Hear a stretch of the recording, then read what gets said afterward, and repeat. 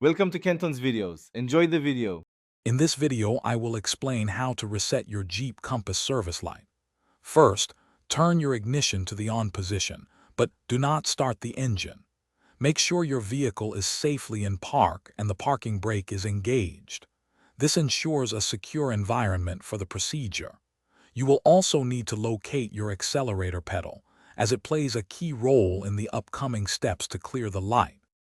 Now, with the ignition still in the on position, press the accelerator pedal slowly all the way to the floor 3 times. It's important to complete these 3 presses within a 10-second window. Make sure you fully release the pedal after each press. This specific sequence signals the vehicle's computer to begin the reset process for the service light. After performing the accelerator pedal sequence, turn your ignition completely to the OFF position. Wait a few moments, then start your engine as you normally would. Observe your dashboard to see if the service light has now turned off. If the light is still illuminated, don't worry. Simply repeat the entire process from the beginning to ensure all steps were followed correctly.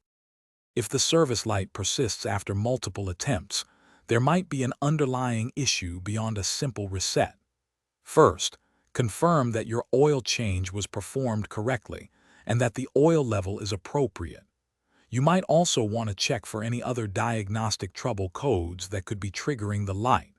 For specific model variations, always consult your Jeep Compass owner's manual for detailed instructions.